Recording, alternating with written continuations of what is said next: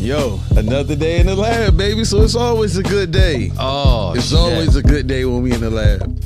You want policing to be better in your communities? The best policing that you can that can happen in any community are people that's actually from the community and that. Once again, Rick, host BNY Podcast, now known as What Effing Week with BNY. Dev, how you feeling, man? I'm in here. What's good? Comment section. Yeah. Do we drag our people down when sometimes they don't deserve it? For sure, absolutely. In this situation, this man deserves every single dragging that we can do because this is not an example of us.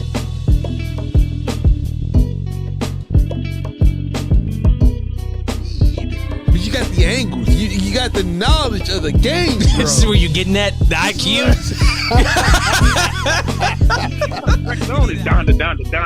Down. Like he's telling you what's going on.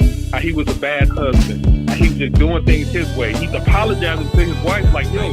Pat ourselves on the back for that one because we ain't giving yourself awards. I mean, who is? Yeah, no boy. Hey. Mic check 1 2. Mic check 1 2. Main scene. Oh. What's good, DMV, BNY Network? We live, baby. AJ, what's going on, man? Nothing, man. It's my first time doing a live one. Yeah? Yeah. All my boys tell me I got a face for radio, so. Nah, you be straight up here. I appreciate you coming through, though. Yeah, of course. Like, we ain't been sitting here chopping up for, like, the past 30 minutes. Yeah, right. I'm like, yo, we got to save it for the podcast. Yeah. That's one thing about it. Like, you get here, we got to talk a little bit. I was pre-production. I already said hello to you, dap you up, and then we're going to pod. We do the same thing all over again. Yeah. Sitting in another place, I got my young one. That's not Dev. That's young Jet. Until Dev arrives here, Dev will be here tonight. But in the meantime, Jet gonna hold it down for us. What's going on with your baby boy? What's good? Hey, you all right? Yeah, you talking to Mike? Got the intensity shirt on? He's a little tired from camp. Yeah? Yeah. Who's running your camp today? Him.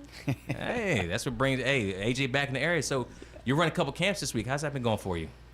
It's good, man. I'm usually here when I was playing, just for a couple weeks at a time during the pretty much just Christmas break was the only time I'd be able to come home for longer than a couple days. So now that I'm retired, it's nice to be able to come back and really spend some time with some kids here and helping them grow a passion for the game that I grew in the same place. So this is cool. And you said retired, like officially retired, not one game. Somebody give me a call, maybe. Well, yeah. I mean, that happened once, but TST, I see you wearing a shirt. Yeah, that's a hobby too. So I'm officially retired because I'm not getting paychecks anymore from playing soccer. So hey, yeah, okay, hey, money go in different places. Now you got different interests. There you go. All right, hey, good to have you on the coaching side though. I Yeah. definitely appreciate the work in the community. Of course. Before we begin, we got AJ De La Garza here, 13 years in the MLS. 14. 14. Apologize. 14. That's what I want to do. Before we go through anything else, and I get anything wrong here, correct me. Oh, man. I want to go through your list of accomplishments, just to let everybody know who we have tonight on this podcast. Got you. All right. I'm going to start at high school, all right? Okay. Anything I missed? I got you. Yeah, just let me know. All right, you went to Lackey. Yeah, you got it. All right, Charles County Zone. All right. All-State twice. All-County 4 times. All-Conference 4 times. All right. Maryland College Soccer News second team All-Freshman. Second Cup All-Tournament team. Second team All-ACC selection. Co-most valuable defensive player. ACG champion 1 time, 2-time national champion. All right, so good so far. So that was high school, college. Forgot one maybe. Oh, the pros? No. Oh, as far as in high school, I was actually the Maryland State Gatorade Player of the Year my junior year in high school. So oh yeah. I think that was a big one. My parents still have the banner in their garage hanging up. So I need the Wikipedia to update that one. Yeah. Yo, that's big. That's a huge accomplishment. Yeah, it is.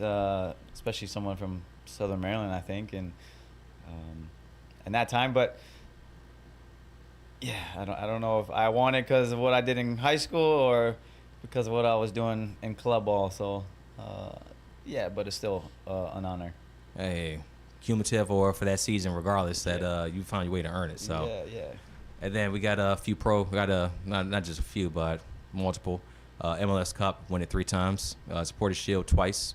3. 3 Supporter Shields. I think 3. Yep, 3. Yo, call the Wikipedia people, Jet, and tell them they need to fix. He's the one that's running the Wikipedia. That's what it seemed to be. U.S. Open Cup with the Revolution 2018. Nope, that was Houston Dynamo. Mm. Yeah, See, that's why- Wikipedia is Yeah. wrong. It's crazy. That's why I got to say, correct me if I'm wrong. Yeah, you good. LA Galaxy Defensive Player of the Year twice. Yeah. Okay, and MLSL Humanitarian of the Year 2014. Yep. 285 plus appearances on the pitch, pro level. Yo, welcome to the podcast. Round of applause for you. Absolutely. So, question for you: you hear all that, all those accomplishments, and the ones that we missed too. What comes to your mind? What do you sit back and reflect on right now? I think it's maybe the first time I heard somebody else say it. Honestly, like, I think now that I am retired, I can sit back and be like, man, I really have done a lot in this game, and it was truly an honor. And I started playing soccer when I was 4, and that's really all I could think about every single season from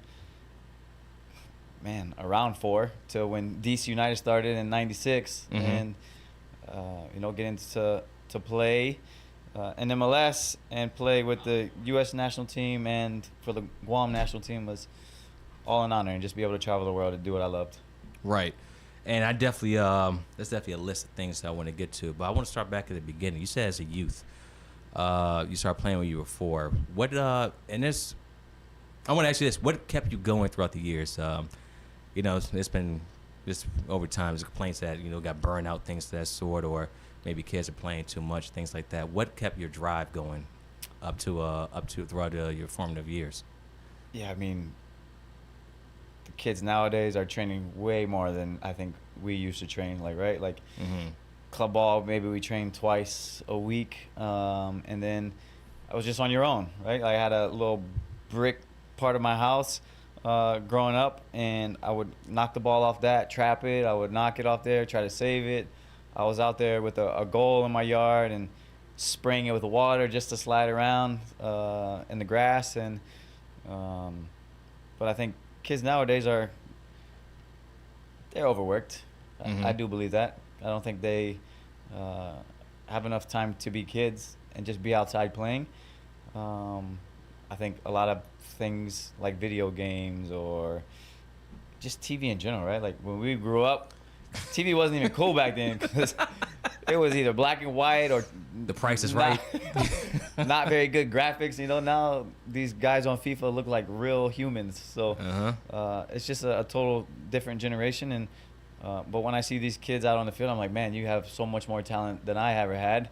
And you just want them, hopefully they can find that drive to keep going and live their dreams. Right. And obviously you're there with the kids all throughout the week on the pitch. You said that you see the talent, at least in this area. Southern Maryland, we're talking about, greater than when you were coming up. Yeah, a lot. What do you think the difference is?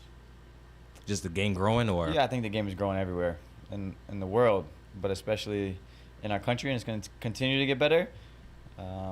But there's a lot of guys now who kind of played the game and are coaching. I look back, and my dad was my coach for quite some time, maybe until I was 13, 12, around there, and he never played soccer in his life, right? But he knew how to win games, and that's what it was back then. It was, and now it's more about developing and winning games, but there's got to be some type of balance, I think, there. So, but I think now more guys grew up playing the game, and now they're coaching the game, and hopefully that is what's pushing these kids and helping these kids be better. Hope so too, and I think it's working out. Like, we're out there throughout the seasons. So many kids out here, so much talent. So definitely, I love to see. We got the World Cup coming up here too. That's gonna be just a big boost for the game in this country. So we'll see where it goes. But back to your youth. You were with DC United Academy, U12. Yeah. So this was before academies were even a thing. So what we got in 2000, DC United put a team in to go to Paris, France. It was called the Danon Cup. We got to play where PSG plays now. Okay. And we were the only team from the United States that went over there and played. So that's how I met Johnny Orlando. I grew up playing with him. And Michael Bradley's on that same team too. Michael Bradley was on the same team. Yeah, I remember The Johnny telling the story. Yeah. Crazy part with that is he never tried out at all. He just met us in Paris. So that was the first time we saw him. But yeah, now you see what he's done in his career. So a good pickup. But I mean, we went there and we got to play PSG, the local team. We got to play Manchester United, and we played Orlando Pirates from South Africa, I believe. So it was a cool tournament, and it was just 3 games, and that was it. So, but that was way before the academy started. Yeah. How long were you there for? Maybe a week. Maybe a week or 2. Yeah. Okay. And then when you got back home, did that lead to anything else? Switching the club, or? Yeah, it led me to kind of break away from my dad being my coach to going to other clubs. I played with Johnny, came with me, and then there was another kid on the team, Drew Yates from Bowie, Maryland, and I went and played in Bowie, and then that was kind of the start of how can I continue to get better to ultimately get to where I wanted to be, and that was to be an MLS player, because I was watching those guys weekly at DC United. I remember going to their games early in RFK and watching them do stretches, and then I would go back to my games and try to do those same stretches. So from a young age, I was trying to emulate them, though. And I think that's what drove me. They were really good in the 90s. Oh, they were the best team in MLS. It was them and the Galaxy. And it's crazy how it all played out my whole career and life. So, man, let's talk about it. So let's start. So after DC, you obviously can go to college. I mean, not college, but let's take it back. Lackey, you're going to school there. Multiple awards. What was your high school experience like? My high school experience, well, man, I think my freshman year I got called up to varsity. Just me and one other player our freshman year, and ended up playing quite a bit. I was a forward back then also, so that's a shocker. So I was very small forward, but I was just feisty and would get into tackles, or I was a decent finisher. But when I got older, they were like, yo, you got to move to the back. Maybe my finishing was off, but yeah, my high school career was a little bit of up and down. My freshman year did really well, and then I think we graduated 9 seniors that year. But I remember some hard moments to where, they kind of made me tougher. There was a game where I took a PK and made one. Then I took the next PK in the same game and missed it. I had coaches kind of saying that I was trying to push my stats and all this. I'm like, I was 14 years old in high school, 15? 14 as a freshman, I think. Just trying to play soccer, and wasn't trying to pat stats or nothing. So, and I was playing.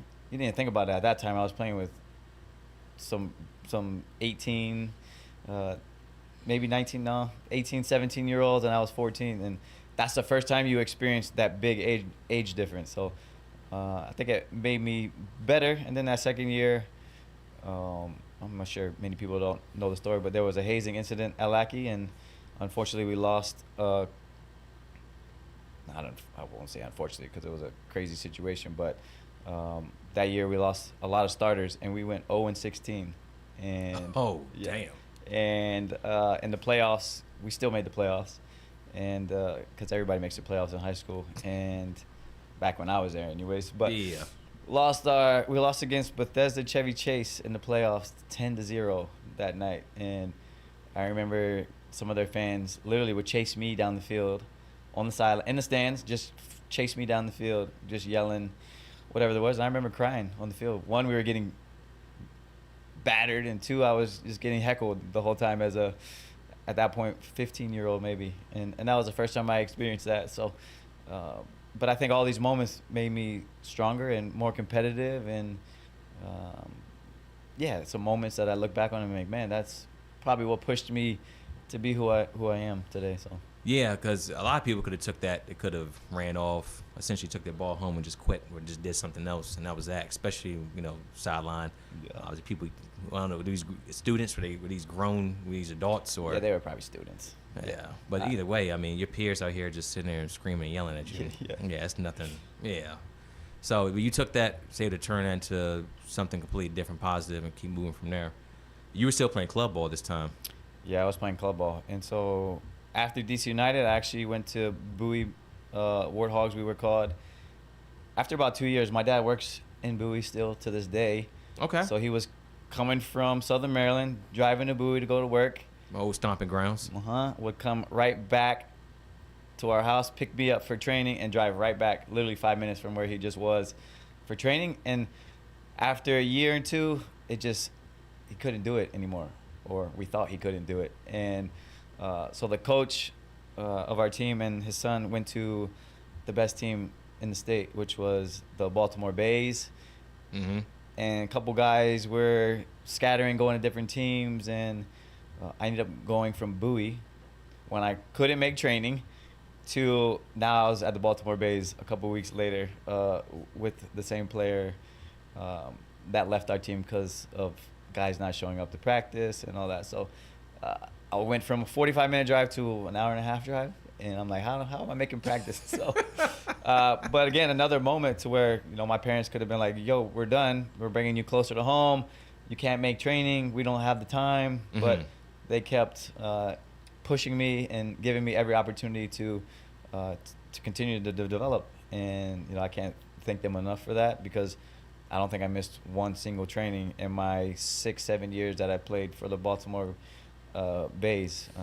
I did get a license eventually, so I was able to drive myself. But yeah, I hated being late. I hated missing training. So again, just moments, I think, that make you who you are.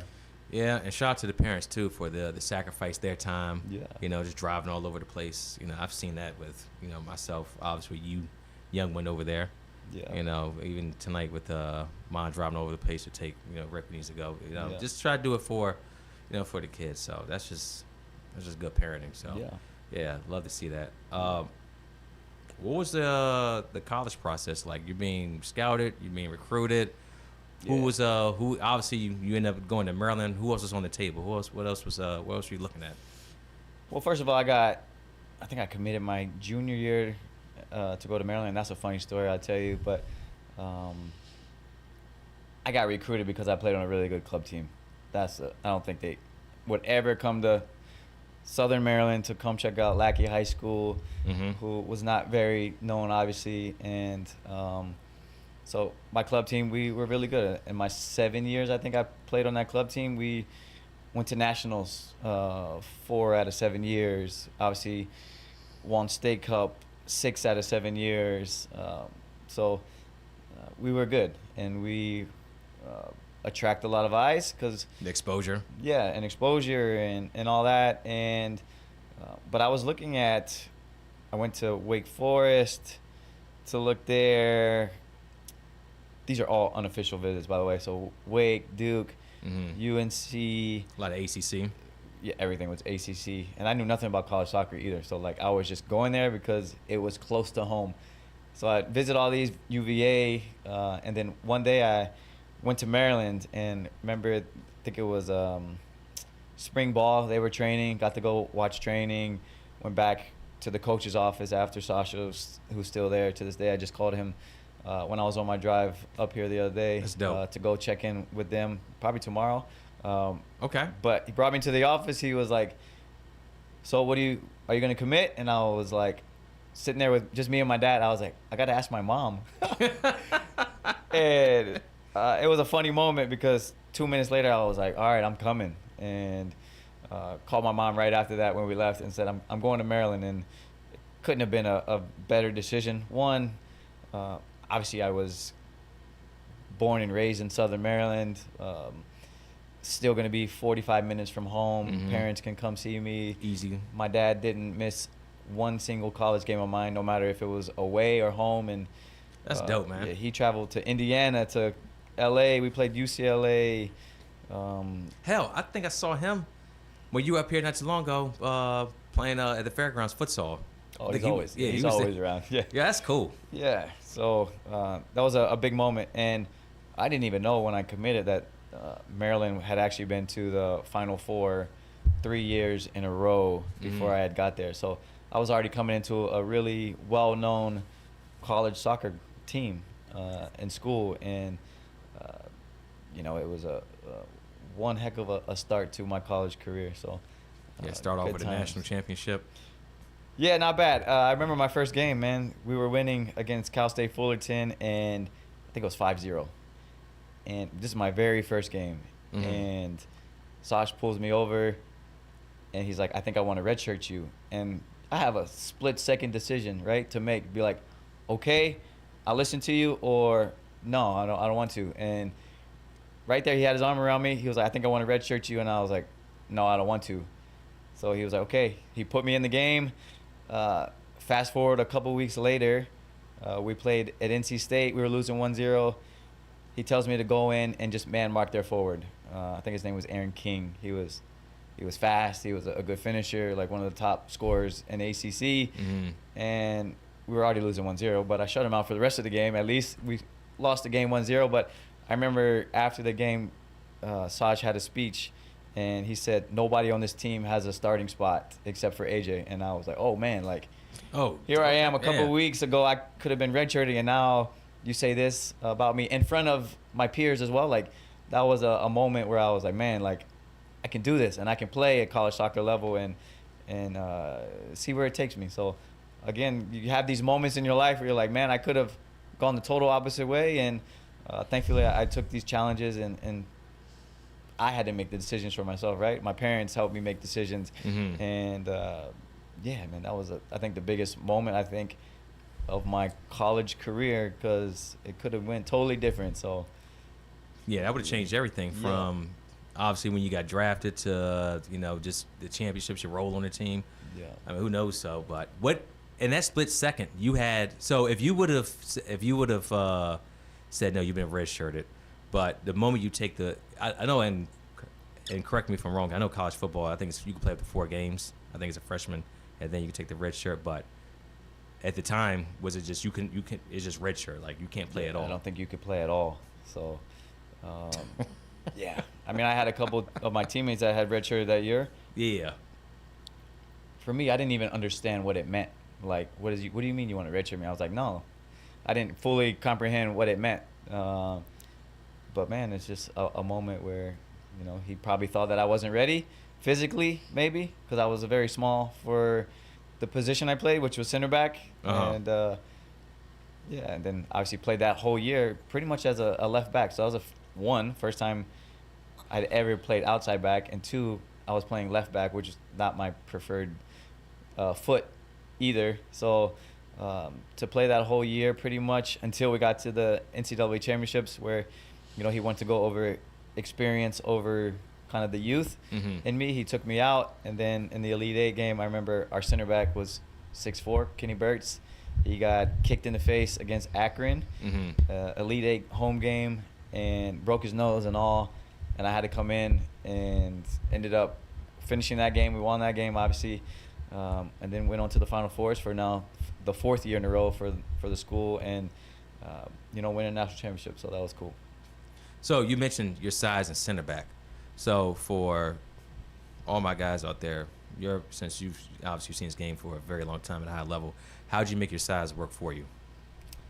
How do you see the game for your size? I think I was a player, obviously not big in stature, but I would say that I was very smart in the way that, I can read when something's happening. I even think about it when I'm driving. Like now, I'm like, man, I still have a defender's mindset where I'm reading people, reading cars, reading plays, like you're always alert. And I think obviously I played that position from when I moved to the Baltimore Bays. So that was 14 all the way up until now I'm in college. So quite some time to where you're just reading plays and being able to understand when a ball is going over top of you, when a ball is coming short, when you need to be physical with someone, when you need to drop off, and just learning all those different moments while you're playing. And obviously I was playing at a high level for whatever age I was at. Mhm. So that just helped me from in the college and then going into pros as well.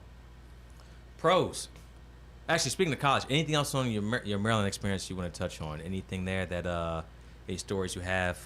Anything as far as, I don't know, like in between seasons, during the season, anything that you want to share with the people? Man, I told my nephew today who's about to go to college, and he's about to play college soccer, and Where's he playing at? he's going to Frostburg. Okay. So I just told him, I was like, you got to remember that you're going there to be a student as well. And I told him, I was like, I almost failed out my freshman year at Maryland because I wasn't a student first. I was an athlete, and that's all I knew, right? Like, I got good enough grades just to get by, and I wish I had done more when I had the opportunity, but I don't. But I'm still proud. One, I graduated in 3.5 years still. But I remember that moment being like, I remember Sash calling and be like, you got, I think it was close to a 2.0 my first semester in college, and he was like, you're about to get kicked out if it happens again. And I was like, oh man, like I had to buckle down now and really hit the books and really understand that this is a big moment, because I was there to play soccer, but this was a chance for an education, and you can't pass that over. No matter what division you're at, 1, 2, 3, JUCO, all of those are an opportunity to, 1, play soccer, but 2, get an education. How did it work with your classes and also you going to the practices and whatnot? Like, what are the timings for that versus like how long were what was your average day? What was the day in the life of you at D1?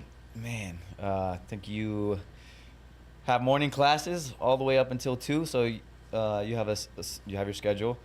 You can only play in classes in the mornings and the afternoons, and then you have to be in for training. I think we were around 2. Man, this was so long ago too. Now I'm thinking about it, like 15 years ago, 16 years ago. So, and then you have afternoon training, and then after that you go to study hall. Then you got to go home and do more work, and then you're living in a dorm room with a bunch of your boys, so you're gonna play video games. You're gonna go out for dinners, all those things that you do at that age, and those are where you get in trouble, right? So Level of discipline. Yeah, it is. And think about it, like I had that discipline my entire life, but where I didn't drink, I didn't do drugs, I didn't hang around the wrong crowd, I didn't hang out with anybody actually. Like too busy out here balling. Way too busy. I was gone every single week. I'm surprised that my wife now, we started dating back then, because I was gone every week. I think I actually asked her to be my girlfriend the day before I wanted to, because I was leaving on her birthday. I wanted to ask her to start dating on her birthday, but I was going out of town for a soccer tournament, so I had to do it early. So everything revolved around soccer though. So yeah. But the fact is, you kept that discipline all 4 of the years. You had like one wake up call.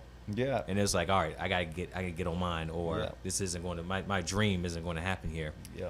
And there's a lot of guys I've known that's been in similar positions, different sports, where they kind of fall into the wayside, and it's been hard for them to grind back up. So that's a testament to the strength you have just to keep it going.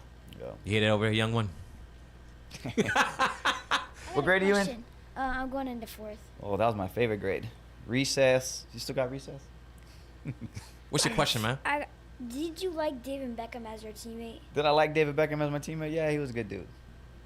Oh, okay. He was a really good dude. That's all you got from me? So far. Yo, so what was the draft like?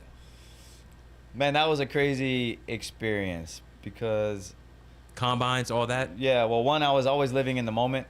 So when I was in high school, I knew nothing about college. When I was in college, I knew nothing about MLS at that point, because everything was college, school, class, training, all that good stuff. And my senior year, we go on to win another national championship. So it's kind of cool when I think about it. Like, I was the only player in Maryland's history to start and win 2 national championships, and that's something I can pride myself in.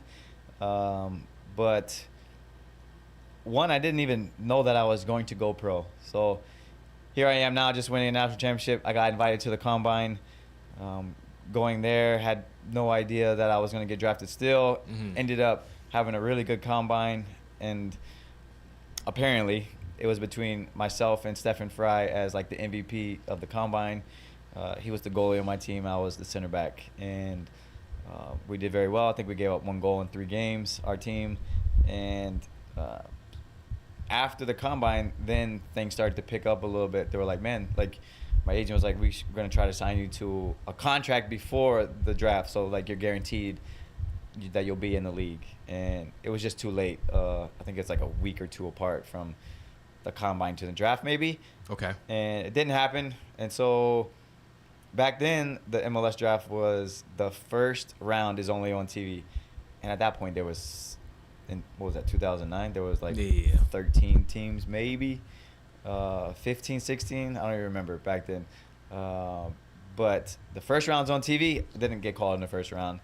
And then the second round comes. Now it's on the internet. And I'm sitting there clicking refresh on my computer. Just my family's at my house. My now wife is at my house. And, you know, she's just like, I just hope it's somewhere close where we're in the same time zone. Yeah, it's crazy. And so I'm sitting there just on the computer, hitting refresh. And then my phone starts ringing. And I get it's Graham Zusi, who was a really good friend of mine. Obviously, we were at Maryland together all 4 seasons. He was in my house with me and all that, and so he calls me. He's like, "Yo, congrats!" And I'm like, "What are you talking about, bro?" And on the screen it said Chivas USA, and I was like, "Oh man!" Like, and I clicked refresh, and then my name popped up, and thankfully Chivas USA had traded with the Galaxy a player to be named, and then they picked me, and I just remember my wife going to the bathroom and crying also. So Because she's from Southern Maryland too. yeah, we've high been school, dating right? since high school. Yeah, that's right. That's right. So a long time, and here she was just hoping we were on the same time zone. But she was very happy for me too. Like I got to go to LA, which I tell you, I didn't know anything about the Galaxy except they had Landon Donovan and David Beckham on the team. I had no idea that they had come in last place the year before that, gave up the most goals in the league that year before coming into that team. And yeah, just going from good old Southern Maryland, Lackey, and now here I am going to play with David Beckham, who at that point was the global superstar of the world, really. Yeah. In some ways still is. Down there in Miami doing this thing. Yeah. So all right, so you get out to LA. What is your first experience like with the club? First experience, man, I tell you, like I go into every tackle, right? And I remember the first tackle, not one of the first tackles, but going off for a header, I go into it, like, and I ended up headbutting a teammate, split my eye open. Here I am as just 2 weeks into the squad, trying to make the team still, and now a potential injury, and I'm like, man, like I gotta play with this, like I'm gonna suck it up.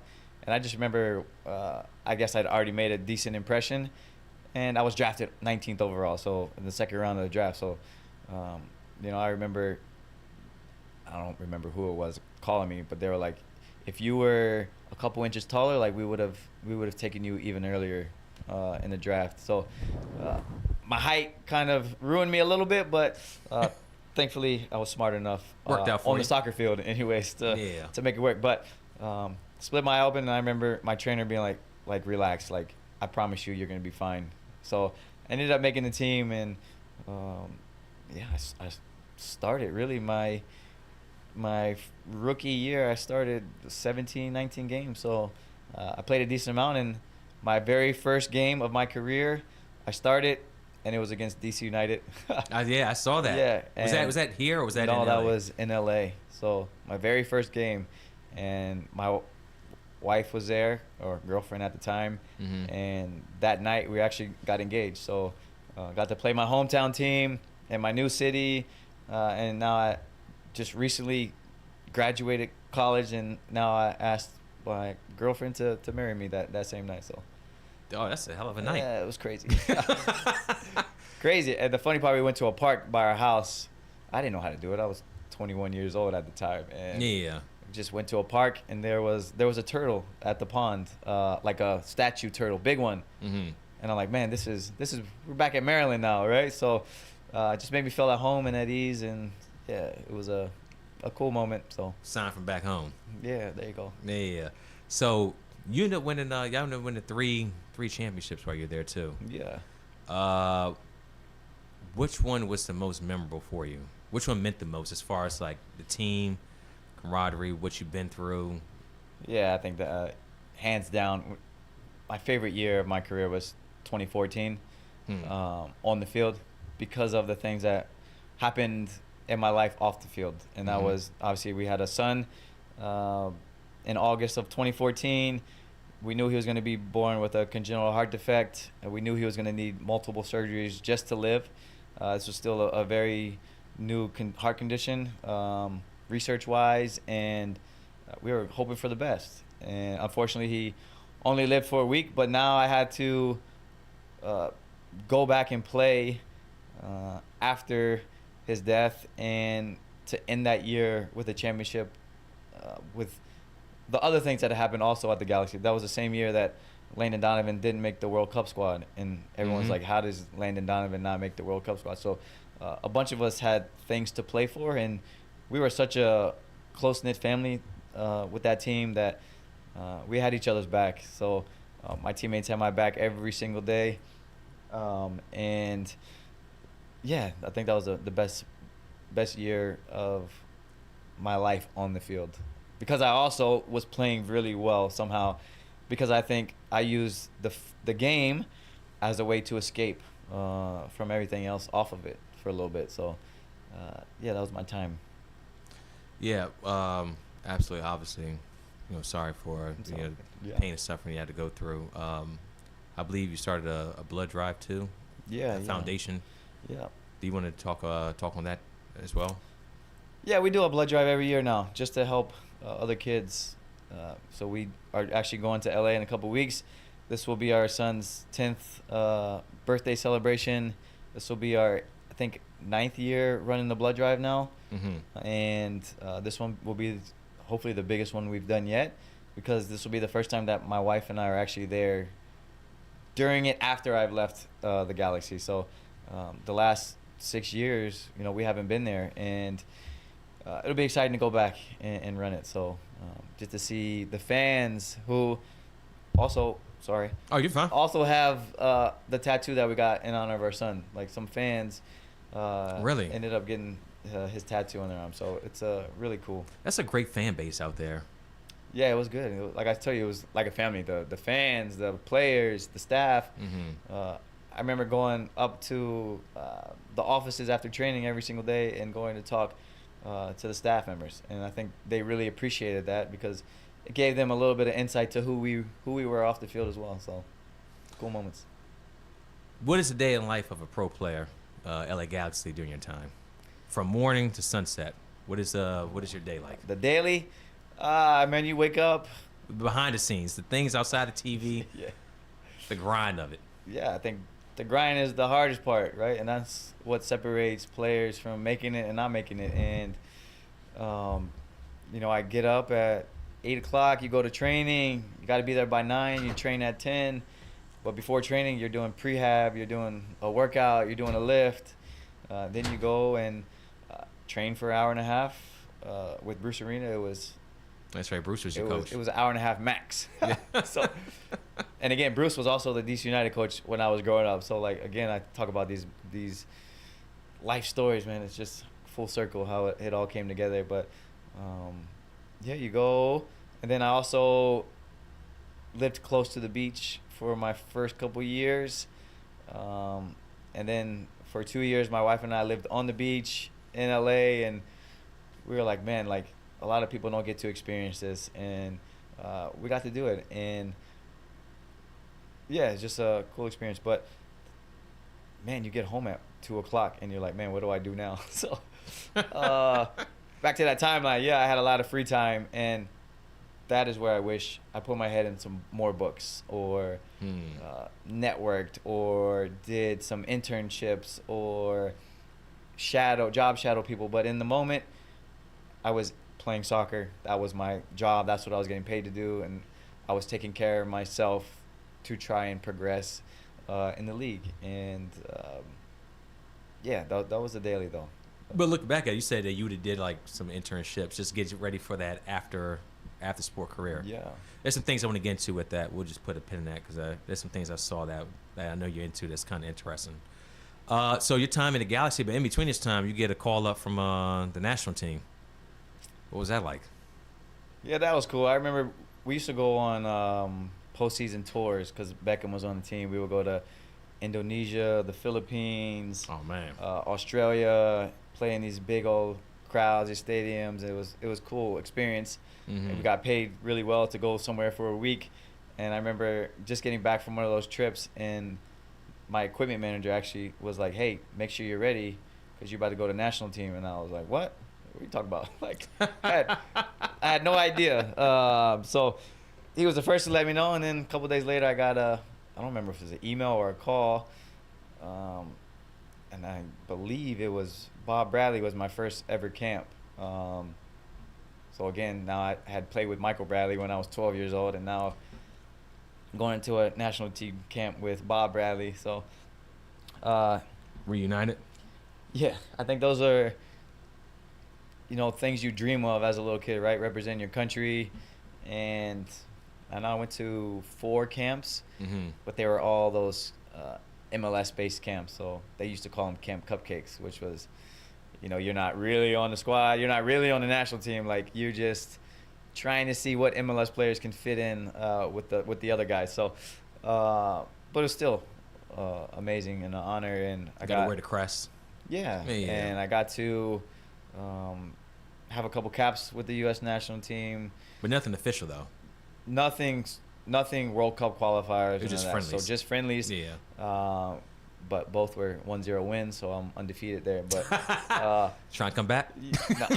So, but a couple camps were with Bob Bradley, and then I had a couple camps with Jurgen Klinsmann, and then Guam had been recruiting me. So my grandmother's from there on my dad's side.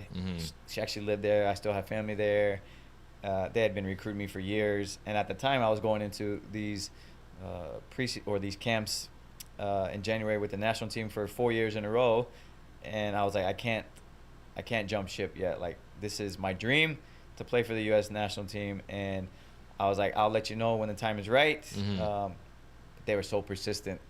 Literally, the coach would call me all the time, and one day I was like, man, all right, like I'm gonna do it. So I remember texting Jurgen Klinsmann that I was going to switch over and play for the Guam national team. And he said, okay, thank you. That was it? No. It wasn't that bad. But it was very short. And I knew where I stood at, though, right? Like, I was self-aware and had self-reflection to where I was like, you know what? I'm not at that level yet. And I don't know if I'll ever be at that level to be a player that's going to make a big difference on the national team. And I was okay with that. I understood that. I was still having an amazing career, and I wanted to experience something different, and going to play for Guam was surely something totally different. I went from the U.S. national team to I got to bring my own sliders and wash my own clothes and all that. So, yeah, it was a fun moment, but I wouldn't trade that for the world either. I got to travel all over Asia and play in World Cup qualifiers and experience things I've never got to up until that point. So, you still do any kind of work with the national team there? Or like the Guam? Yeah. Any kind of camps you No, do? to be fair, I haven't been back, man. It's so far from so far from here. It's a little bit of distance. Yeah, I remember playing for the Guam national team when I was in LA, and I remember trips where door to door from leaving my house to getting to whatever hotel I was getting at was 36 hours of travel, and I get there at night and I got to play a game the next day too. And, I would get back and be hurt, really, for the Galaxy games where I was making my money, where I was making my living, and who I thought I owed more to. And, yeah, it was a crazy time still. What up, baby? Yo. AJ, What's this going Dev on, man? right How are here you? from the intro. Yeah. Whoa. What's going on with you, baby? Of course. Oh, I got a thought on that too. Nah, you good? How you doing, man? What's going on? Nice to meet you, man. Pleasure. Gonna have a seat. Jeb was keeping that seat warm for you. Yes. Real warm. He was all over that thing. So you're playing with the Guam national team. What was your? You said that it went from obviously the federation here. There's money and there's certain things that's evolved to the point that you had to provide your own equipment in Guam. Yeah. And that was. And you know what? That's not something. I know Jamaica had some of those issues recently too. So just with just the infrastructure that's going on with some of I these. will tell you, those national teams are way more developed than Guam, obviously. Yeah. But man, I remember playing for the national team, getting 2 wins, and getting a nice paycheck after that. Whereas Guam, like they were like, hey, if you win, we'll give you a couple $100. So that was the difference. That was the level. Oh my God. Yeah, they were like, if you tie or lose, like, sorry, like you're not gonna get paid. And I was like, all right. I was okay with that though, right? Like I could have said no, like I'm not coming to play, but I was like, you know what? I want to experience this. I want to help this country. I remember before I got there, I remember players telling me that we were hoping not to lose by double digits. And for me, like that wasn't acceptable. Like that's not how I lived my whole life, right? Like no team except for my sophomore year in high school did I have a losing record. So that's just not who I was. So I wanted to come there and kind of change the perception and the environment around the team, around the country, and really make soccer a big sport there. So did they at least pay for your flight? They pay for my flight, and I was I'm sure they know this, but I was the only one that flew business class. So that was the only bright thing about it. Like I got to lay back in these 36-hour flights and lay down and get food. And the bad part was when some of my teammates were on my flights, and now I'm sitting in business class, and they walk past me to the back, and I'm like, oh man, like I should have got on last, man. That's tough. Yeah, it's just Should have been at Group X. But I think they understood too, like, hey, I think I was the only. No, we had 2. We had another guy that was playing in the New England Revolution at the time, and myself that was playing at the Galaxy. That were playing in MLS, which was considered a high level, where other guys may have been playing in some lower divisions in different countries. And, but at the end of the day, we were all there to help the game grow in Guam. So. When you got those 2 wins, how was it locally in Guam for qualifiers? Yeah, that was crazy because I remember, well, one, just getting me to commit. I went there before we played any qualifiers or anything. They put me up in the nicest hotel on the beach, blue water. Like, the scene was amazing. That was the last time I saw the beach. Because every other time I went after I committed, we were in the jungle, no beach. We would sneak out, though, and go to the beach or just do stuff, like, around the island. And but I remember Guam, those. but they say you can ride a bike around Guam in a day. Like it's 33 miles. Yeah. That is top to bottom. So, yeah, it's very small. But, yeah, those first 2 wins were huge because I think they were against India and Turkmenistan, I believe. So, countries that are way bigger than us. And here we are, World Cup qualifiers, first 2 games. Little old Guam, which was tier 4. We were the lowest ranked team in our group, sitting at the top for a couple weeks until the next games came around. And unfortunately, we didn't win another game in those World Cup qualifiers because, we were on the road. And competition's tough, right? Yeah, competition's always tough, especially when you're going on the road and you're not at home in your bed or where you're comfortable. And, it didn't fare well the rest of our World Cup qualifiers. And, we got bounced. But I think those are moments where you're like, we beat India, which has over 1 billion people. Right. Maybe it's not their major sport, but, Guam, I think at the time, had like 200,000 people. So, it was still some pride felt on the island back then. That's good. So did Galaxy have any issue getting released? How does that process work when it's just a window that you just go, or is there something that goes on with that? There was some issues. I remember Bruce. Obviously, Bruce was a jokester, and always was, always will be. But he was like, "Why are you gonna go play for this Mickey Mouse team?"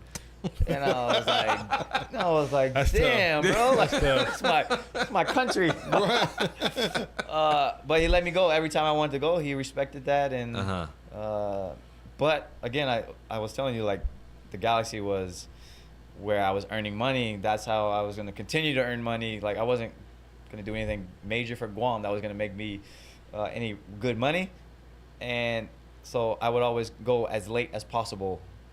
And not miss any games with the Galaxy. And that's why I would get to wherever it was in Asia and have to play a game the very next day, is because all these other guys may have got there 3 days earlier, whereas me, I was like, I got to play this game in MLS and then I'll come. And so you'd make sure you never missed the MLS I game. would make sure I would miss as few as possible when I was playing with the Galaxy. I remember one game we played in San Jose. Check this flight out, by the way. This tells you these flight trips I had to do. So we played in San Jose. Oakland's right there. San Jose Airport's right there. Or San Francisco Airport's right there. And San Jose Airport is right there.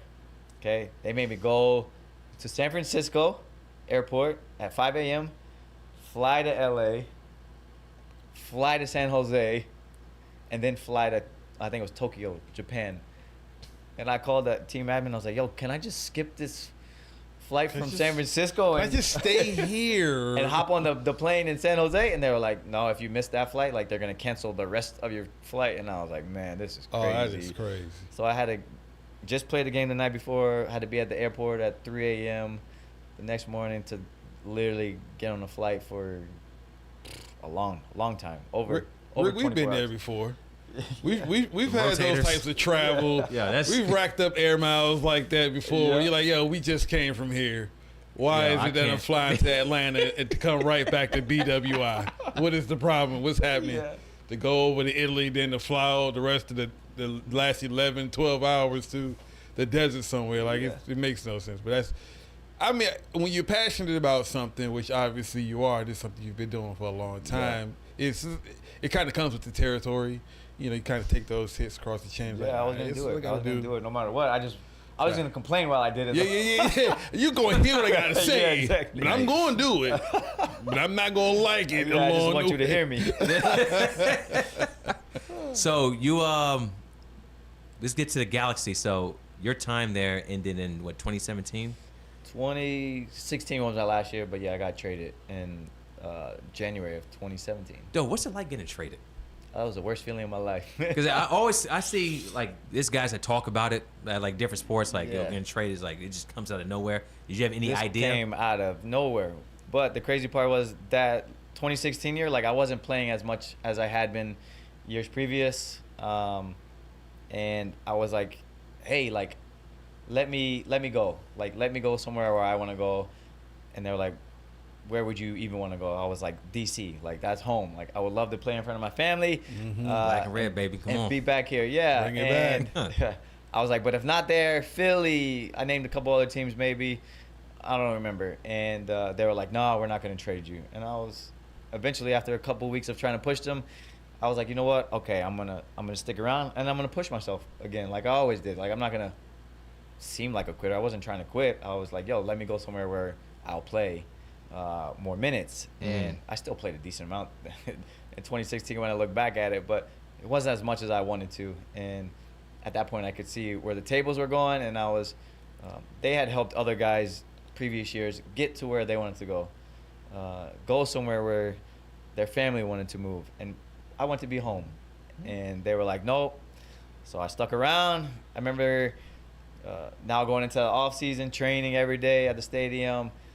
That exact day I got traded, I had just got home from the stadium. Literally trained in the morning, went and got some tacos at my favorite fish taco spot, put it down on my kitchen counter, opened it up, and I was like, where's my phone? And I put my phone out, put it on the table, and I had a missed call from the GM at the time. I was like, oh, snap. And then a text message popped up. He's like, call me when you get a chance. And I was like, hello? He was like, hey, we just traded you to the Houston Dynamo. Thank you for everything. I was like, okay, thanks. And that was how And long? it felt like that Jurgen Klinsmann text, right? Like, I was like, okay, thanks. And that food sat there for the rest of the day, open too. and I was crushed, right? Like Yeah. anyone would be crushed. Like I was in LA for 8 years, had my first child there. Now I had my second one also there. Bought our first house the year before that. Won all these championships there, and that's where I feel like I really grew up, right? A lot of accolades. Yeah. Yeah, Exactly. Here I was wanting to go somewhere where I wanted to be, having been in the LA for 8 years, and I just felt a level of disrespect because they had helped other guys who weren't there as long and didn't win as much get to where they want to go. And yeah, that hurt for a little bit. But I tell you, the competitor that I am, after I cried for a day, I was like, yo, this is another opportunity to go somewhere new, have a fresh start, and experience something new. And like I had gone from the U.S. to Guam, you know, I was leaving Galaxy, who was at the top of the league, to go to the Dynamo, who now again came in last place the year before that. So, How is that, being a champion and seeing the pedigree that's necessary and the commitment and the drive and the work ethic to like win a championship and to be a part of that culture, to go to an organization that's just not quite hitting the same strides, I mean, like to take those step backs, quote unquote. You know what I'm saying? 'Cause I hold nothing against any professional player. They're the best the world has to offer. So I don't call anybody a scrub by any means. But I think more so than just the individual, it's probably more so like the culture surrounding the actual team and the environment and franchise. So how is it coming from like a championship franchise to something like the Dynamo, where they just wasn't hitting the same type of strides? And you know. yeah, at that point they weren't. But when the Dynamo first started, I think they won the first 2 MLS Cups right when they moved Right when to they Houston, which was crazy. And then it kind of just, you know, I think with any team, like if you lose and you lose continuously every year, fans are gonna stop coming to games. Right, And right. I understand that because they're paying a lot of money. Like I think about it now, like man, I gotta go to games, and if I have to pay, like that's a lot of money to bring my kids and my family and find parking and food. And I'm like, you know what? I'm gonna watch it at home. Right on my TV screen. Yeah, and Easy. But it was tough. But I was again in a mindset to where I was like, man, I'm gonna go there and prove something. And here I go to the Dynamo, who were in a rebuild year. They got a new coach. We had a lot of new players. And, you know, we finished that year 4th in the Western Conference, which was, I think, an amazing market improvement year that we had. Yeah, amazing turnaround. Unfortunately, I tore my ACL the last game of that year in the regular season, so missed the playoffs. But we made it all the way to the Western Conference Finals. Yeah, nice. So we had a good run, I Nice. think, for a team that had come in last place the previous year. Yo, a part of things that people don't see. So, athlete, major injury, they just kind of like go away for a while in the public eye, and then until they're, you know, it's training camp and going, when the time, 8 to 12 month process. What is that rehab portion like for you? Oh man, What was that process like? I think a lot of people will tell you that's more mental than physical, but man, that was physical too. Like it was every day. And in Houston, man, there was our PT center was connected to our training facility, and glass windows all looking over the field, right? So now I'm inside doing PT, watching all my teammates play every single day. Like that was that's brutal. And it could, and I'll say it did a few times where you're like, man, I'm done. Like, I'm done today. Like, mentally, I'm checked out. I don't want to be here. You start skipping a little bit of reps.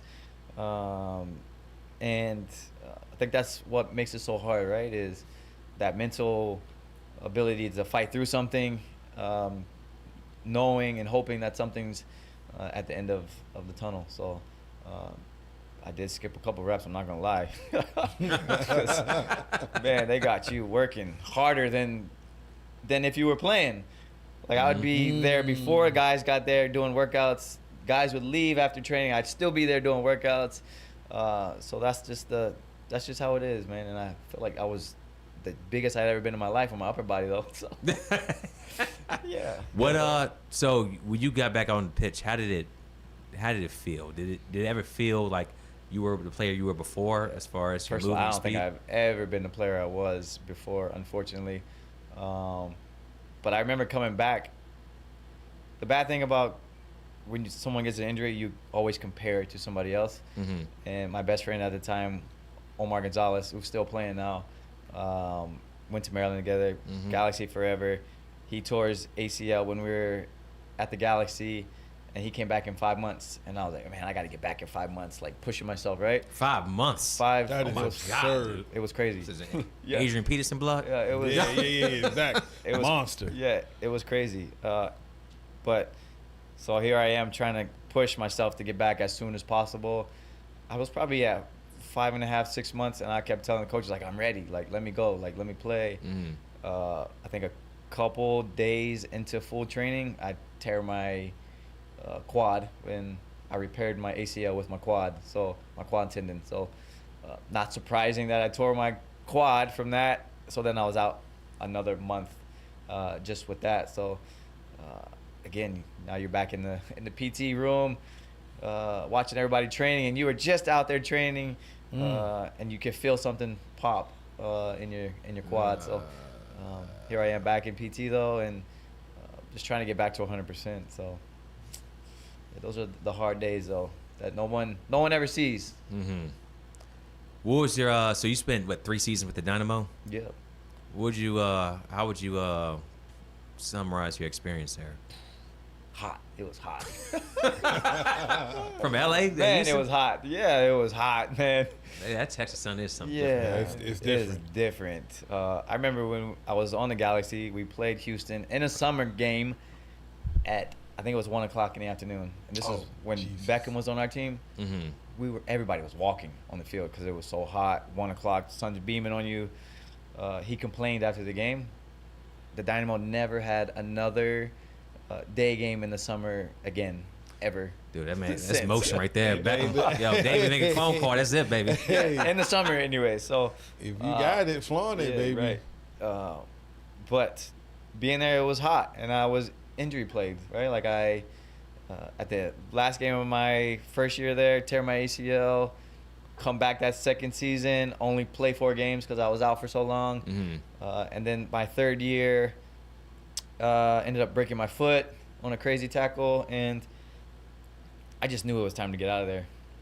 Like I was like, man, there's too much bad juju on my body now to where Facts. I was hurt in LA, but like nothing significant. Like Right. breaking a foot or tearing an ACL.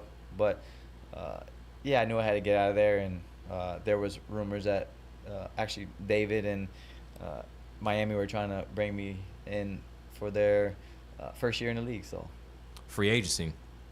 Did you have a couple different offers, different places? DC maybe?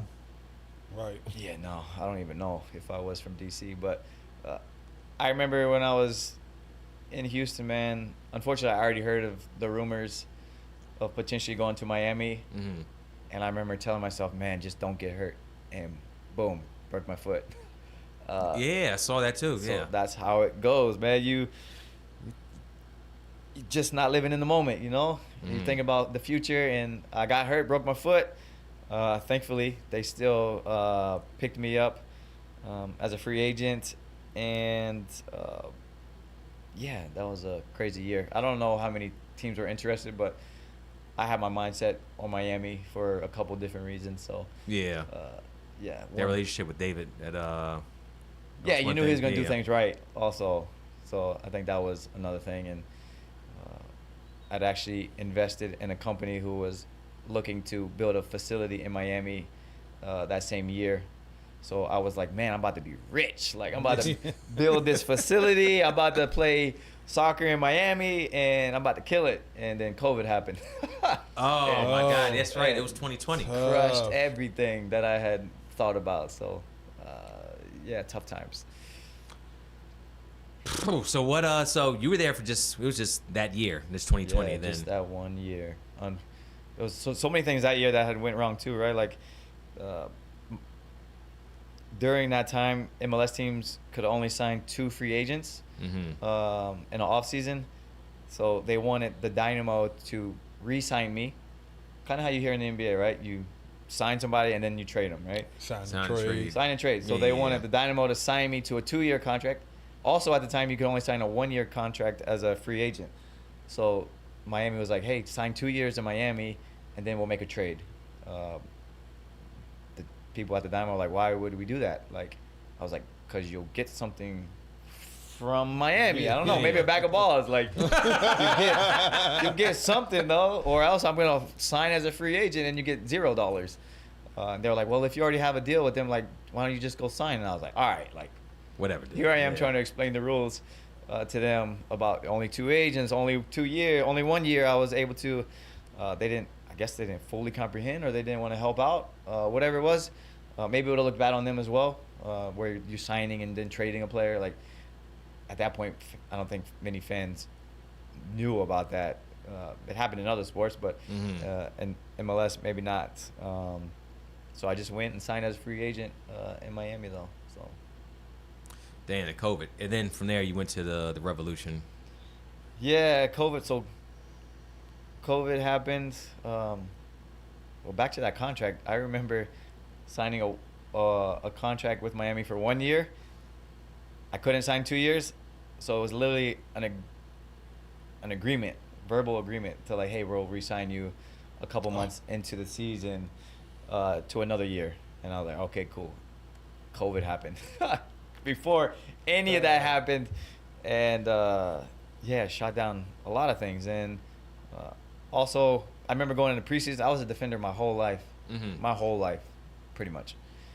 And then I went to Miami, and I remember in preseason, the coach had put me.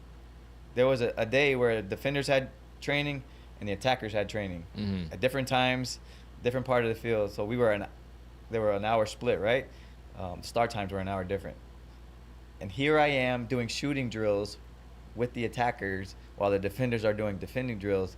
And I'm like, yo, does this coach know who I am? Like, never shot a soccer ball in my life. Like, what am I doing over here? But that year I had come in from a broken foot, and I also went to Miami. Right after I got back from my broken foot from Houston, I got a hernia, like an old man hernia also. Like, Oh my God. woke dude. up one day, I was like, what's this big old bulge down here? Like, so I had hernia surgery, so I was injured that first week that I was in Miami doing training. And I'm not gonna lie, like I looked like Busquets out there. Some of my some of my teammates were like, yo, this guy's nice. I was like, oh, you don't know me yet. But I was not Busquets, and I should not have been doing finishing drills with the attackers. But so that year did not go as planned. I remember halfway into the year, obviously COVID happened as well, but I hadn't played much at all in my first few months. First of all, I didn't play a game for the longest time. And so I eventually went to the coach, and I was like, yo, what do I got to do like to get on the field? Because we started off 0-5, the worst start in any. Some lean years over there. Yeah. 0-5 to start for a new franchise that was owned by David Beckham, was in Miami. Like, just not how anybody drew that up, right? And he didn't speak English, so his interpreter was there. And what they told me was, you do everything amazing. I was like, huh? He was like, we want somebody who's fast and strong and big to play center back. And I was like, all right, bro. Like, what? Like, Yo, can we pause right there for a second? What is that more of, you think that's more of an American mindset where it's like strong, tall athlete versus skilled, technical soccer player? This coach wasn't American though. But yeah, but I was kind of surprised at it. This is his first time in coaching in America, playing in America, anything. So I don't think it's just American mindset. There's some other countries as well. But he literally told me, you can't do anything better. He's like, I just want somebody who's fast and stronger in the middle. And I was like, all right, like, I think that's it. That's just like a sports mindset, just like generally speaking. Because you look at like how many skilled players, you can pick any sport for that matter, and there are like a ton of skilled players that are sub 6 foot. You know what I'm saying? You look at like IT, like how he killed it for the Celtics, and then the next season he was traded. Yeah. and then he just fought for like the rest of his career to make it back to the league. But this is a guy who averaged 30 in the playoffs, who led that squad. But because he was 5'8", they just kind of shunned him, even though he had saved for a few minor things, you know what I'm saying? But if you can make up for it elsewhere, I just think like it's a mindset that's pervasive in sports in general, where the bigger is the better. And it's not necessarily. I'm not a fan of that. It's not necessarily true at all, man. It just really isn't. You got to go with what they're putting out there, and you know, in the case of the sport, the coach is talking to you, like, how did that in that moment, like you like, yo, F you, bro, like mentally, like, yo, that's I mean, when he said we want somebody faster and taller, I was like, well, it hasn't worked out yet. Like, we started the 0-5, and here we are now, you know. But I was like, man, like, I played my whole career at center back and won 3 MLS Cups with Galaxy. Mm-hmm. I was like, I'm definitely, that should not be a problem, right? Like, but that's what he wanted. And then I just remember, you know, still going to training, complaining every day, like athletes do, that I was never playing. And then, you know, at a certain point, you're needed. So now after this coach had told me that I wasn't wanted or wasn't needed, like, now I have to play because other guys have gotten suspended, or other guys aren't performing, or they're injured, and now I was thrown into the fire, and trying to save our season as well, trying to make the playoffs. And we were the last team in the playoffs that year. But I remember playing more at the end of that year. And then, again, because I had a 1-year contract, I was a free agent. And I remember them trying to come at me with a 50% pay cut. And I was like, bro, like, I would have to move out of the house I live in. Like, I couldn't afford anything. Like, I was like, that's not going to work for me. So then I went to New England. But funny story, I remember... the pay cut. It's like, yeah, we'll kind of get you there. You turned us down. Don't forget this. That's such a nasty game. Well, dude. Speaking about pay cuts, then I tear my ACL in Houston right in 2017. That next year was my option year, and it was a decent amount of money. Like, I would have been sized, right, if I got it. But I remember after I tore my ACL, they had told me, like, you're fine, we're gonna pick up your option. I was like, oh, thank you, like, appreciate it. Like, I feel like I had a really good year, like, and then boom, they turned it. A couple weeks later, they're like, your options decline, and they offered me a third of what I was supposed to be making. And at that time, like, I'd actually had developed hives when I get stressed out. Oh. Getting that text or email, whatever it was, sent my body into stress mode and broke out in hives and all that. So, so then you go back to taking a half a pay cut at Miami. But I remember earlier in that year, one of my friends in Miami, Lee Wynn, had gotten traded to the New England Revolution, and Bruce was a coach there as well. And I remember texting Bruce. I was like, yo, can I hop in the car with Lee? I was like, they don't want me here anyways. It didn't end up working out, but that offseason I signed with New England, though. So, How was your experience there? in New England? Yeah. It was good. We had a really good team. My first year there, we still have the points record in MLS history for the most points in a season. There's a bunch of guys there who are playing in EPL now, playing in Serie A, playing with their national teams that are crushing it. But I think I went in there expecting to play, forgetting that I was the old guy now. This is what year? This is 2021? This is 2021, yeah. So how many years is This this in is the year least? 13 Yeah. for me. So I went in there thinking I was going to be a Bruce, a starter. veteran. Yeah, I was the veteran. Yeah. And I forgot when I was the rookie, I was playing over the veterans as well, right? So that was Bruce. If he liked you, like, he liked you, no matter if you were young or old. And we had a really good defense, though, to be fair. But there were some times where we were leaking goals. And again, I went to Bruce and I was like, what do I got to do to get on the field? And I remember him asking me, he was like, who do you think should we should take off. I was like, whoa, like that's Yeah, wait. It's like my job here. I don't know where you're gonna put me, but put me somewhere.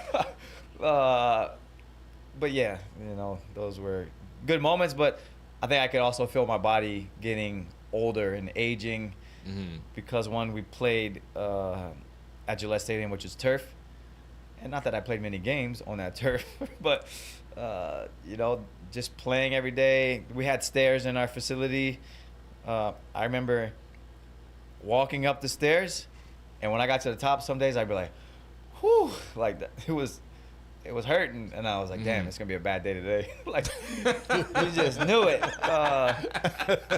And then my last year, I remember waking up in the mornings, going down the stairs of my house, having to put 2 feet on every step, and I was like, all right, this might be it. Like, I'm not trying to keep pushing my body for this, to not play, to not actually help the team. I was there to try and push these younger players, but that didn't go over well either, right? Like, I was trying to be a mentor to these guys, and the coaches wanted to kind of run their own things. And like they wouldn't even let me train these young kids like after training and stuff. So Is that normal? Was that just how they? that definitely wasn't normal, because when I was in LA, we had Greg Berhalter was the national team coach. Yeah. But he was a player at the time. I remember him training Omar almost all the time. And I was just watching their trainings. I'm like, damn, why don't you help me, bro? I'm a center back partner. Like, help me. Oh, yeah, get me out there. Yeah, but I was doing other things in training, after training. So, but yeah, it was good times there. And, yeah, it was good locker room for the most part. That's cool. And then from here, after your time, that's essentially retirement. That's it. That's it it for you. But that wasn't it for you, because you still played. You got the TST popping off. Oh yeah. Yo, talk about your experience with that one. I watched you on TV with Johnny and Ryan out there. Yeah, last year, man. I remember actually the founders of TST had reached out to Omar about trying to put together a team or to play in it, and I was like, this was in the summertime of 22, and I was like, you know what? I already thought about retiring. I was like, I'll put a team in. Like, I'll go play for $1 million. Like, that'd be a nice little paycheck if I win. And I started. The first 2 guys I thought about were Johnny and Ryan. Literally the first 2 guys I thought about, because one, I know their pedigree. They're very technical, and also guys from Southern Maryland who I was like, man, this could be an opportunity for them to showcase themselves. And yeah, I brought those 2 on, and then field a really good team. But I remember the first year is always the easiest year, right? And I remember going to that tournament in 2023 and be like, man, we're about to win $1 million. I came close, semifinals. Yeah, but it was way harder than I ever thought it was going to be. But yeah, we made it to the semis, but man, we were on the verge of not making it out of that group. It took that last game and some other teams, Another team won it for us. So, that was 2023, and then 2024, I thought I put together an even better team of MLS guys with experience in World Cup qualifiers, national team, all that. Boatloads of experience. Brought in some younger, fresher guys as well. Knew I needed more depth than I had last year, and unfortunately, we didn't make it out of our group. It's a lot more talent this year. Yeah, it was a lot harder this year for sure too, and a lot more European dudes came over. A couple futsal guys came through. Yeah, but I think every year is going to be a team that plays indoor, because it's they play 6-on-6, I think, in MASL. But just that style of play suits them way better than guys that play 11v11. I'm saying, like, things you may not even recognize, like literally trapping a ball with the inside of your foot versus trapping a ball on the bottom of your foot, like, makes a total difference in a small-sided game. So, things that 11v11 players are used to don't suit us very well in a 7v7 game. Hopefully, experience plays out, and you hope for that. But those teams that won in the last 2 years have both been all indoor guys. So it's gonna be tough to beat one of them down. So. And you're definitely gonna be in 2025. we'll see, man. We'll see. I'll be 37 at that point. Coaching? I don't know. If all my boys retire, I got a couple boys that play MLS now, and I said if all you guys come for 1 year, like I'll run it with you guys, just to play together again. I should get and everybody enjoy that back together experience. again. Yeah, that would be really cool. Have all my best friends on one team. Going for $1 million would be cool. Yeah, camaraderie experience. Yeah. You how's that work? You get there a few days, like maybe like a week before. Yeah, this year we got there like 4 days before. Last year we actually had a training camp in West Palm Beach area. Got the guys together. We actually trained at Inter Miami's training facility. All that we had to hook up. Oh yeah. This year's a little different because Messi's there. You can't just get on the field like that anymore. Yeah. So, but yeah, we got there a little bit early this year because we didn't have a training camp like we did last year. That'd be fun, man. I definitely love small ball and just watching, especially like the basketball tournament. I'm a huge fan of that. Yeah. So the same guys that kind of put on the soccer tournament. Yep. You know, I hope it grows more. I know the women that had 8 teams. Hopefully next year is a lot more. So I hope it just keeps growing. I'm with it, man. Yeah. Yo, I didn't get a chance to ask you. How was it team up with Donovan and Beckham? How was that? You watched these guys on TV for years, and now you're right there training and No, putting it on the was pitch with them. Crazy experience. Like I came from college to now playing with Landon Donovan. Beckham got there halfway through my first year because he was actually on loan at AC Milan, and I remember him coming back, and our fans hated him. Like they would throw stuff at him, trying to fight him, all that. But I remember the first day. Yeah, I remember the first day I ever saw him in the facilities. Me and Omar were sitting next to each other, and we were, 21 years old, and we just looked at each other, and our jaws just dropped. We're like, "Yo, that's David Beckham, bro!" Like that was probably my first ever, and maybe to this day, starstruck moment where I was like, "Yo, that's crazy." And here we are, play with him for 4 years, and so him for 4 years, and Landon he retired for 1 year maybe, so 7 years with Landon. So, but just world-class guys, and you kind of pick up the things how they treat themselves or their bodies, how they prepare themselves, and ultimately what made them the professionals that they were. So, crazy. What was your diet like? When My diet? Yeah, top of your game. No, I tell kids about diet all the time, but I wish that was something I spent more time on. But you think about all these, you look at all these other athletes who make millions of dollars, they take care of their bodies because, one, they have the money to. Like, when I went to MLS, I was making $42,000 living in LA. Like, that wasn't much money. Like, I couldn't afford to eat healthy. Like, it costs more to eat healthy. Like, it was crazy. I remember I would eat Jack in the Box a lot. Me and Omar would. But here we are, bro. We made it to MLS Cup Finals our rookie years. But you start to gain experience. You start to really take care of yourself. And it got better and better. But I think everyone would say, like, they wish their diet was a little bit better. So, yeah, it's not 100%. Interesting.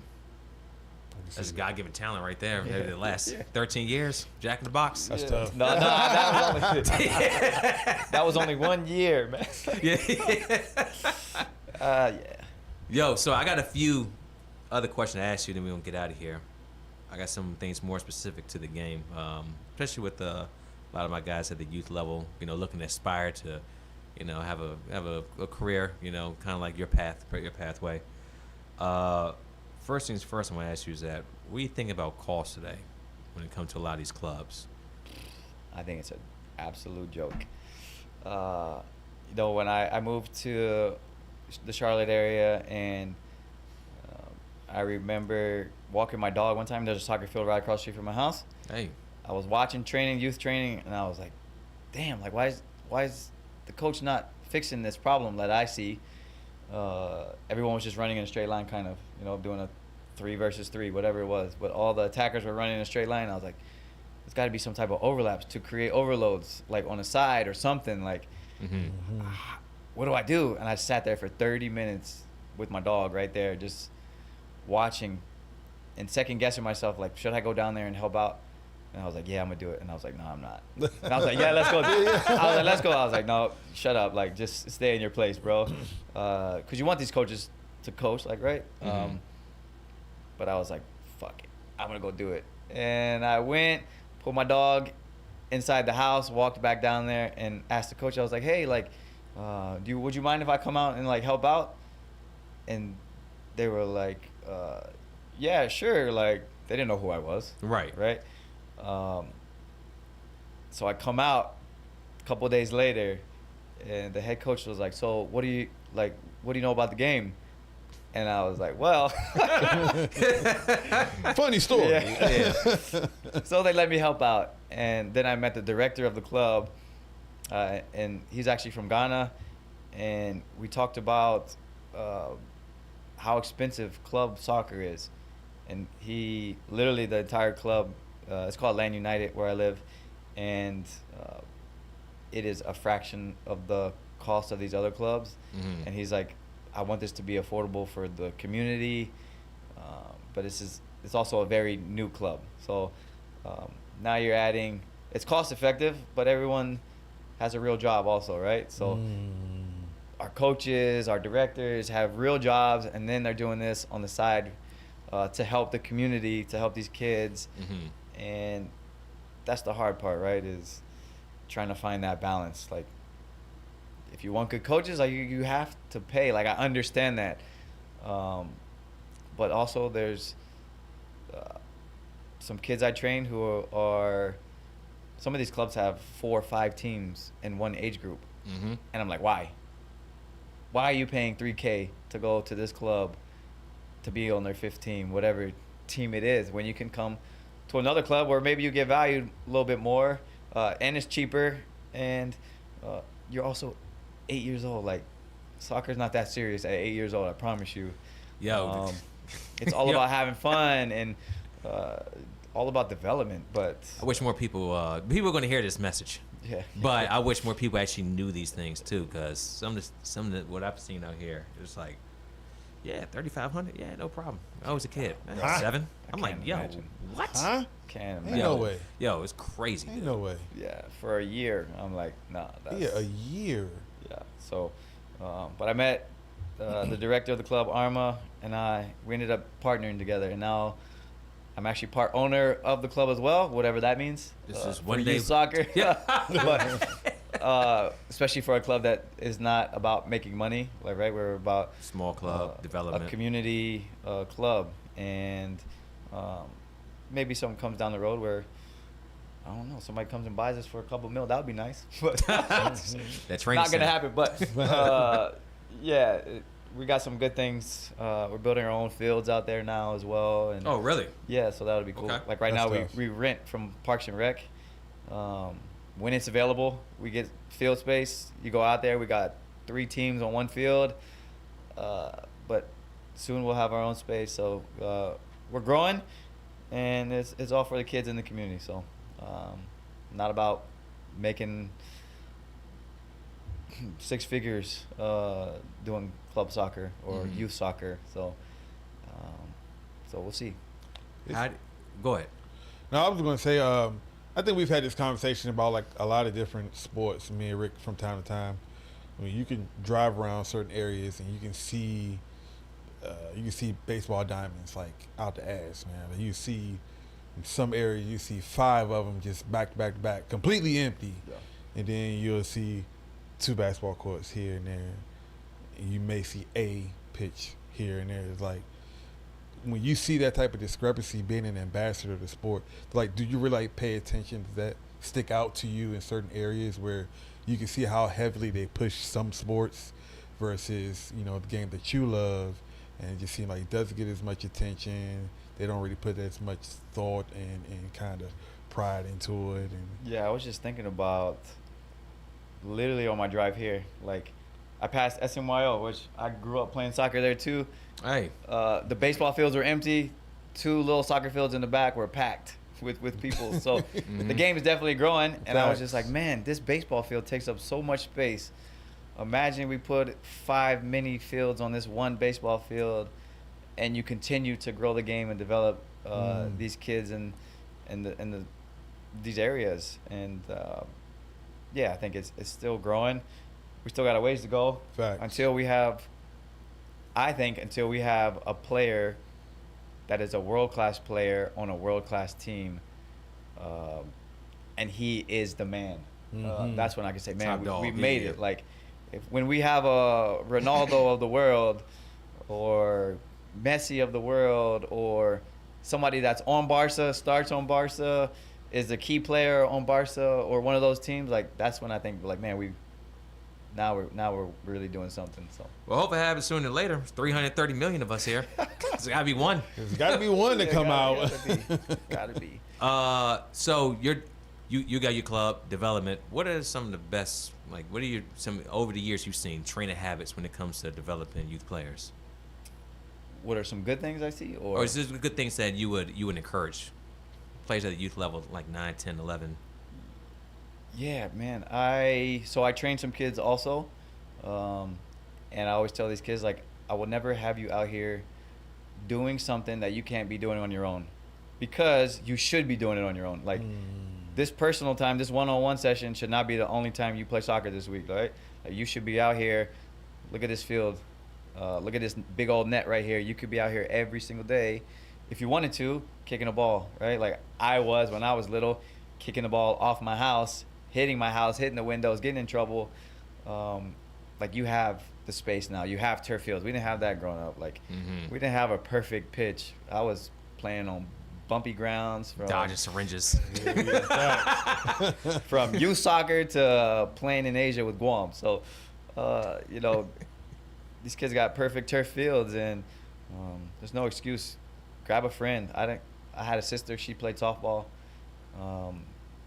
My friend was a wall and my ball, and that was it. So I just encourage kids to get out there every single day, even if it's by yourself. Just kick a ball, juggle a ball, do some toe taps, do the basics. We do the basics sometimes, and I always hear kids say, "Man, this is too easy." And it pisses me off, because I'm like, yes, toe taps are easy for you, but you also can't pass a ball 5 yards and be accurate. Like, that's what it is. Like, we got to work on the basics to get to the next level, bro. Like, stop saying it's basic, because it's almost like you're undermining me and my knowledge, right? Like, so yeah, just doing the basics is the biggest part too. Fundamentals. Yeah, all of it.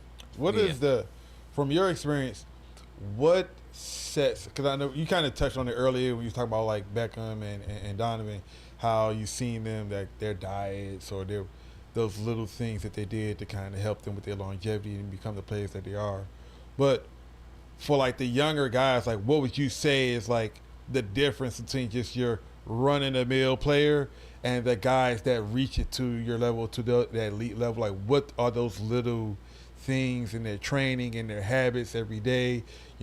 Like you said, going out there just practicing, but just can you touch on that a little bit more, like what you see from like the elite level guys? The guys are like kind of good, they're okay, they make it, but the differences between the two. Yeah, I think nowadays you see kids playing a lot. Like, we mentioned earlier, like my club team maybe trained twice a week when I was growing up. Now they're training 5 times a week, these club teams, and 2-a-days. And they're so much more developed than I was at my age. But I think I had a different mentality too. Like, I was a grinder, or someone always trying to prove something. Whereas I feel like this generation maybe had it a little too easy early on, where they did have the really nice fields at a really young age, and they don't know any better. Right. They don't know anything different, right? And but I think to your question is, it's just a mindset, man. It's not just your technical ability; it's the mental ability too, to want to get somewhere, want to do something repeatedly, do the basics, the fundamentals. At the end of the day, though, there's no one path to becoming a pro soccer player. Like me and my boy, who actually just called me, Victor Uoa, he actually played with Messi last year, but nice. I love him.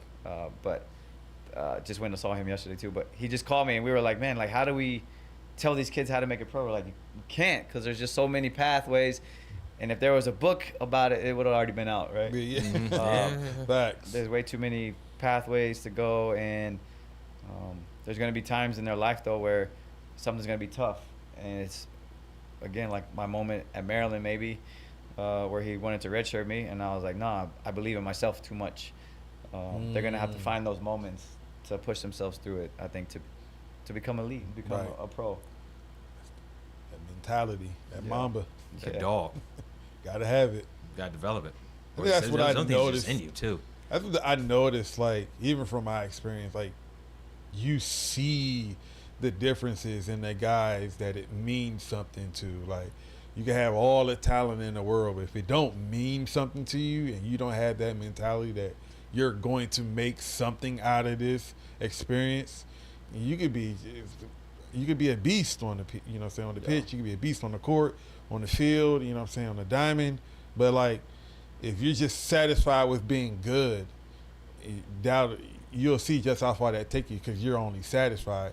But then you have those guys that's not as gifted, not as talented, but because that mentality, yo, I got something to prove. Like, I'm out here with this guy, he's clearly favored, yo, I'm going to show him up, and not just because I'm trying to put him down, but because I want people to notice me and notice my work ethic. Like, you see the difference in those guys that go out there and they put in that extra effort and to get to that next level. So I think, like you said, it's just like a mentality. It's a mindset thing more than anything.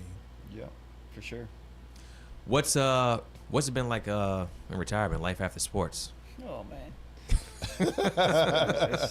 It's been a struggle, man, unfortunately. The company that I had invested in that was supposed to build a facility, I ended up getting a job with them right after retirement, and everything was great. You know, I went to Charlotte. It's my first big boy job, right? Like, I grew up here in Southern Maryland.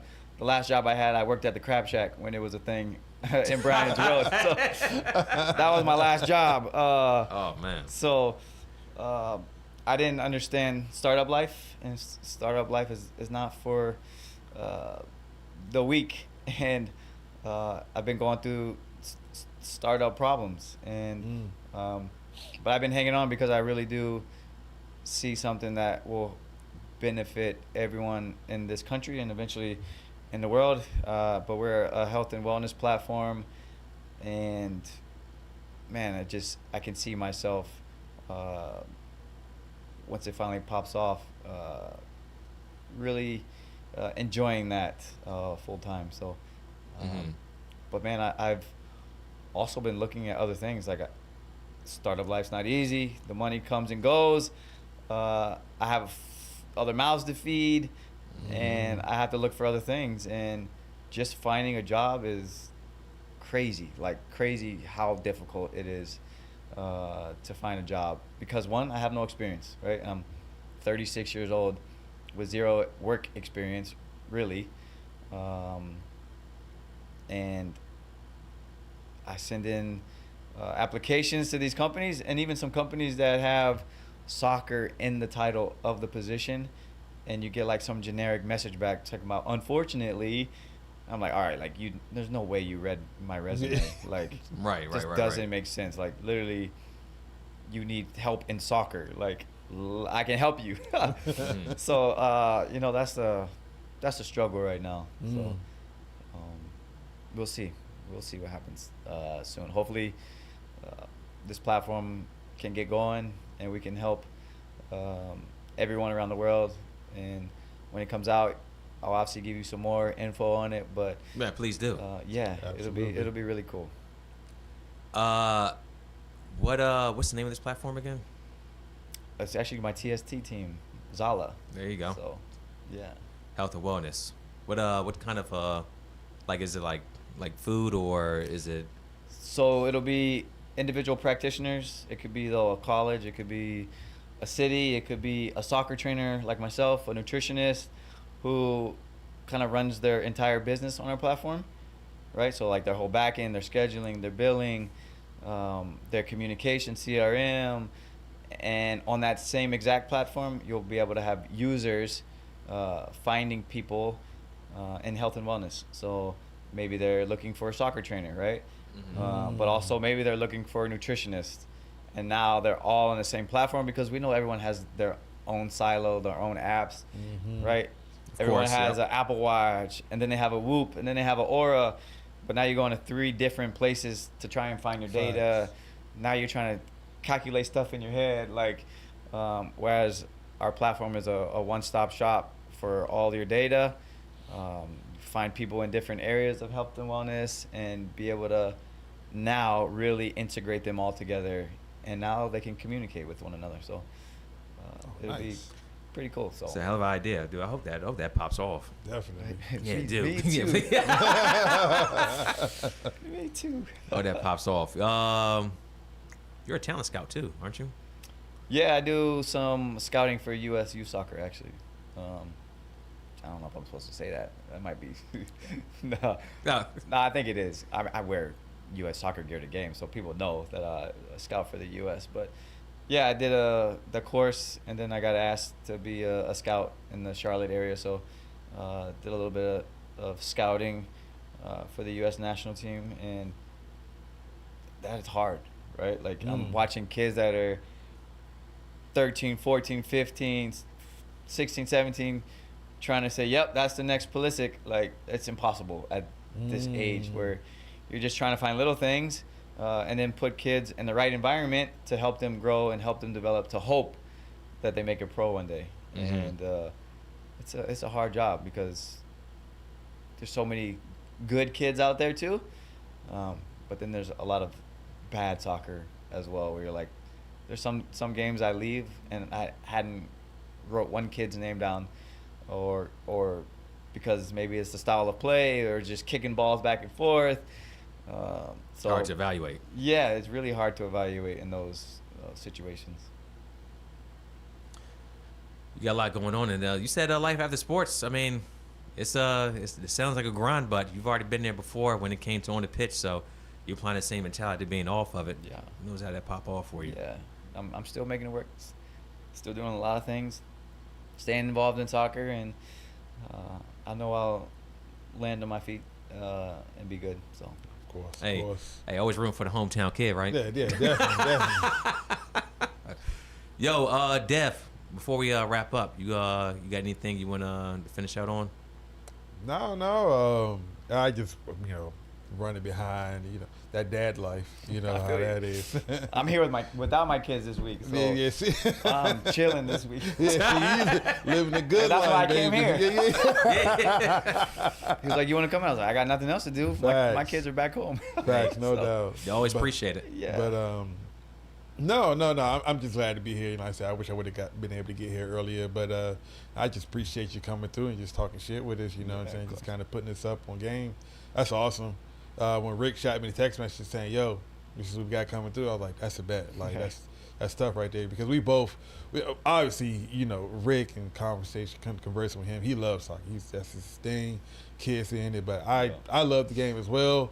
Not as big as a fan as he is, but it's still one of those things that I grew up my entire youth playing soccer up until I transitioned to basketball. So I love the game, love watching it, love being a part of it. I can't quite move like you said as well as I used to. But me neither. No, definitely you being here is a solid. You know what I'm saying? Definitely appreciate the conversation because it's nice to talk to someone that's been there, that's done that, that's been around the celebrities of the sport, that's played internationally, and kind of seen the different avenues and what it takes to get there, and to just have like that wealth of experience and the knowledge. Like that's dope as fuck, man. I really appreciate of course. you coming through. Yo, likewise too. Obviously we met a few months ago at the fairgrounds, so I knew you had a camp at Ben'sville. You had a camp, Johnny Ryan, a couple weeks ago. Yeah. Well, I think that was back in June, and then you had this one popping up. I was talking to John. I was like, "Yo, you think AJ do?" He said, "Yeah, I don't see why not." I was like, "All right, let me hit him up." So, I appreciate the conversation and everything we had to set this up, and also just overall knowledge from yourself. As much as you've seen from the game. Now you're sitting there, you're back, giving it back to the kids. Tomorrow you'll be back to training too.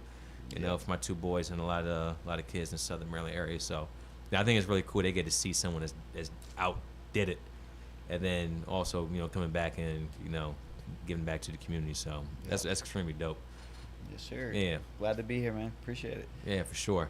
Besides that, work on the schedule as far as BNY.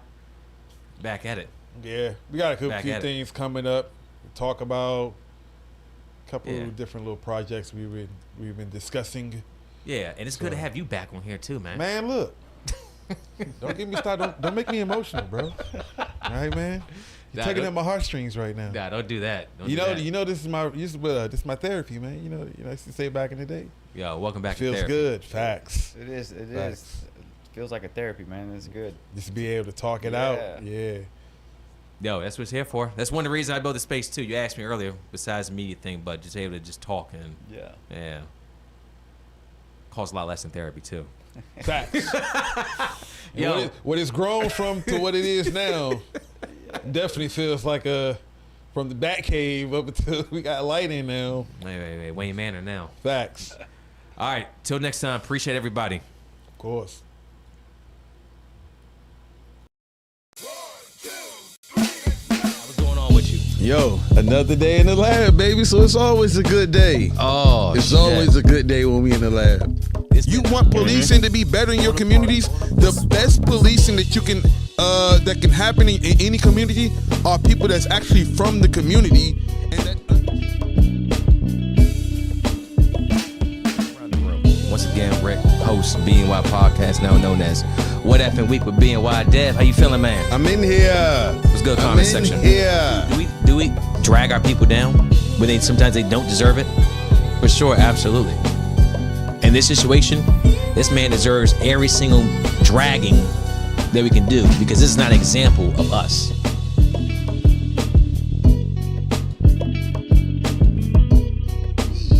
But you got the angles. You got the knowledge of the game, bro. This is where you're getting at, the IQ?